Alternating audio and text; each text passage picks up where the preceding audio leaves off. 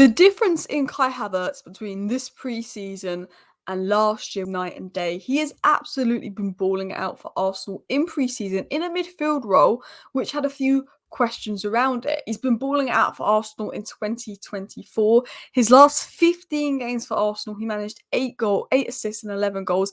That's 19 goal contributions. You can see these player ratings here. These are against sides like Liverpool, Manchester United, Bayer Leverkusen, Tottenham, Chelsea when he was unbelievable. Some difficult games, even really good performances like against the likes of Newcastle. He's been brilliant for Arsenal since the turn of 2024. And actually, if you even look at it statistically, only Cole Palmer had more goal involvements in the Premier League in 2024 than Kai Havertz. On form, statistically, Kai Havertz was the second best player in the league in 2024. Especially considering 2023 at Arsenal, he showed glimpses, he showed potential, but he wasn't getting that output. And as he got that output, he got that confidence. And as Arsenal sort of figured out what Arteta wanted to do and the dynamics and the relationships formed, he became good. And you also take away Cole Palmer's penalties, then you could actually put Havertz first because he's been on fire. He basically did more the second half of the season at Arsenal than he did his whole career at Chelsea. They almost got this Leverkusen Havertz out. Now that Havertz was obviously playing centre forward, and I believe that Havertz's best role was as more of a facilitator centre forward. But Havertz has recently been tried in this sort of left centre mid role in pre-season, and he's done a very good job at that. And that is because last season, when he was in the left centre mid role, it was more of a like for like with Xhaka, and Havertz and Xhaka are completely opposite players. Xhaka likes a lot of the ball, Xhaka likes to pass the ball, he's a progressive passer. Havertz is not what he does on the ball, Havertz is what he does off the ball. Now, if you get the dynamics of a centre forward like Jesus that can drop deep and do rotations and positional rotations with Havertz in the second striker role, if you have two midfielders alongside Havertz that are very comfortable on the ball, particularly the guy behind him in build-up, and then the fullback like Zinchenko on Havertz's side that can invert in midfield and take care of the build-up phase, then that gives Havertz the freedom to push higher up the pitch, be able to rotate with the Trossards, the Jesuses, because of the likes of Zinchenko coming and inverting and his abilities on the ball, Jesus' ability to rotate and drop deeper, Trossard's ability to come central, go out wide. You get the best out of Havertz. Havertz is one of those where if the dynamic is there, you can play him in the left centre mid role. And Arteta has figured that out. He's done that.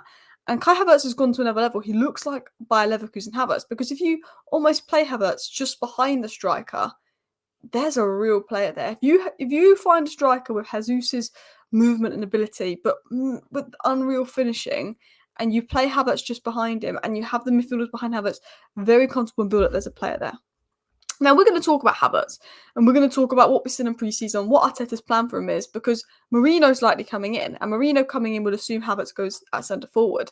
But with Merino coming in and Arsenal figuring out how they can use Havertz in midfield and make it work, this gives Arsenal two very good options in the left centre mid role that are completely different, that would allow Arsenal to play a completely different style of football, make Arteta unpredictable, and put Arsenal in a good place.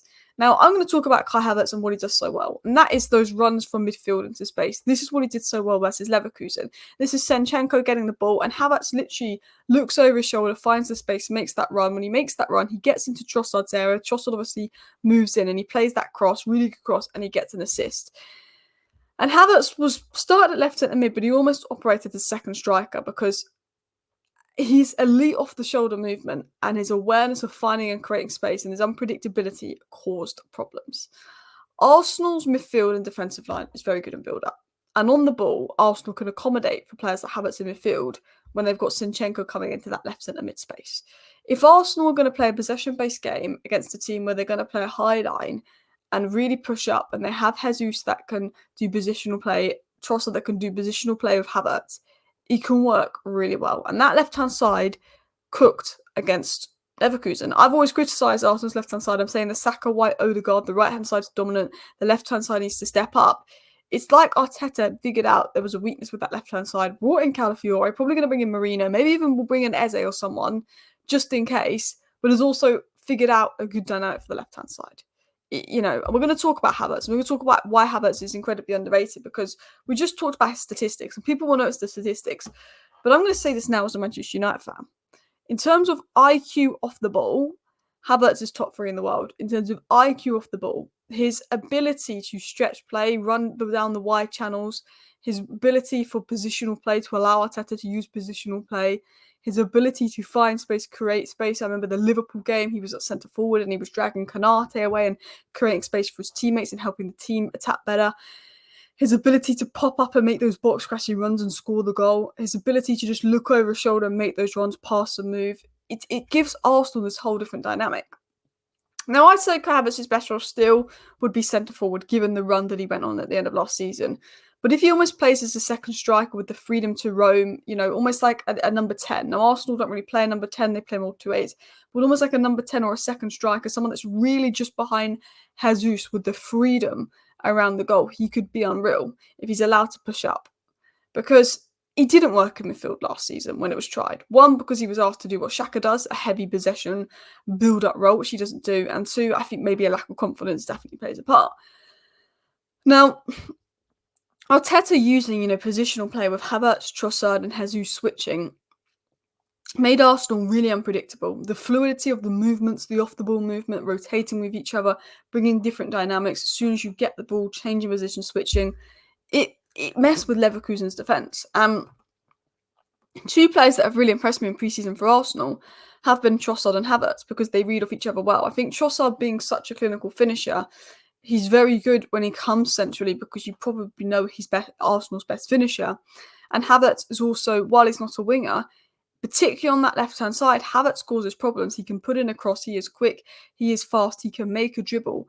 But Havertz, when he makes those runs down the left-hand side and puts in crosses, has caused a lot of problems. Even when Arsenal didn't have some of their best games, there's probably so many occasions last season where Havertz got down that left flank off the ball and caused an issue and almost caused a goal. Arsenal didn't score, but Arsenal had a goal-scoring opportunity because of those movements from Havertz. And if Arteta finds a way to unlock that as well, that's phenomenal. Because we know Havertz is a fantastic player. Sometimes he hasn't finished chances last season, but his movement, he knows when to get into the right positions at the right time. He improves the players around him at Arsenal as well.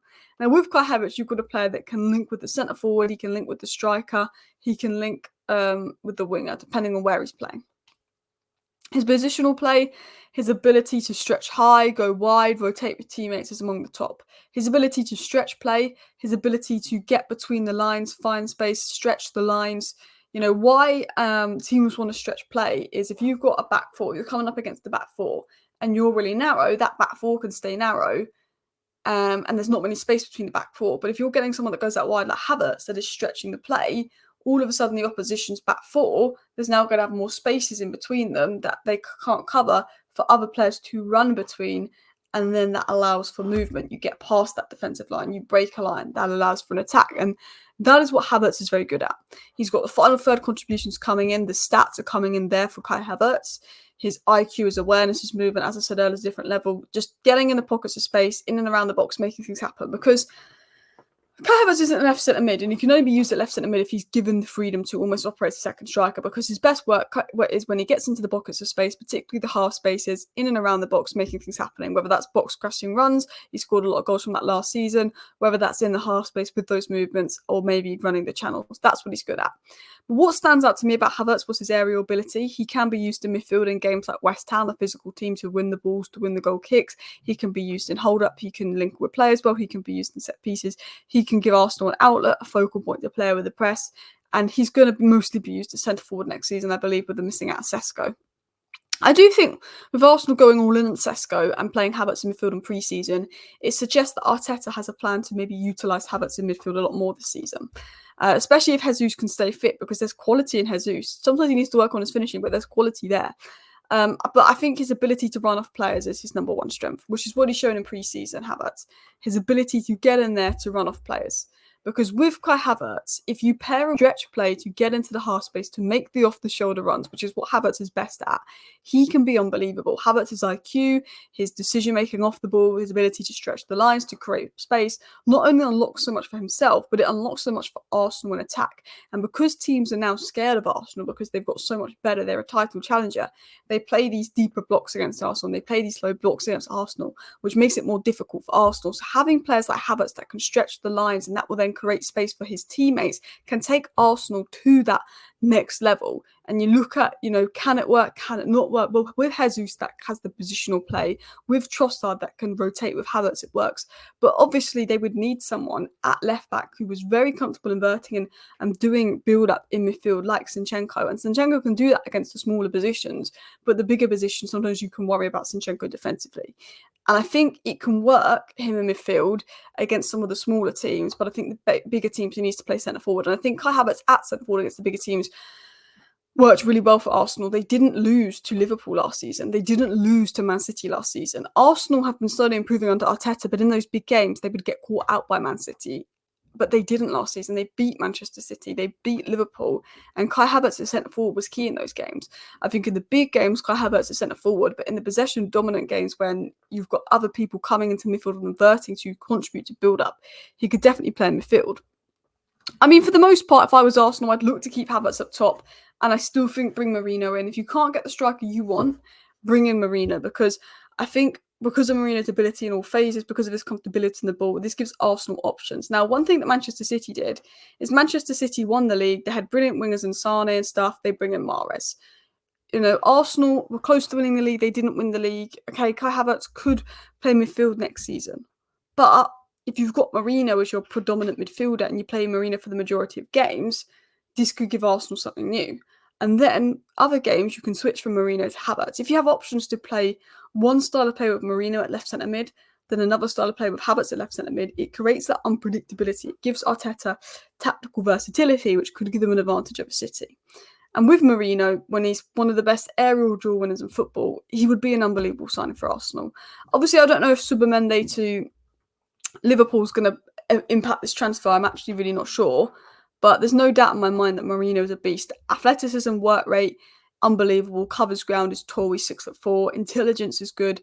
But what you've got with Merino is someone that is comfortable on the ball, can have the ball in all areas, can protect the ball, can keep the ball, can retain the ball, can resist the press, can have the ball at all angles, progress play, contribute to the final third, contribute to build up, contribute to the midfield third, get on the ball, make things happen. And you've got two different dynamic options with Havertz and Merino in midfield that I think could massively just take Arsenal to that next level of unpredictability. Havertz at centre forward some games. Or, you know what, there's an injury to Merino. Oh, let's put Jesus at centre forward, Havertz in midfield. It gives also Arsenal that element of depth. So I think if Arsenal had a midfield with Merino, of course, Rice and Odegaard, that's a very good midfield. But Havertz has potential to go in there, unlock issues, cause problems. And I'm sure they've got more to come. Guys, please hit that like button. Let me know your thoughts down below. Thank you for watching.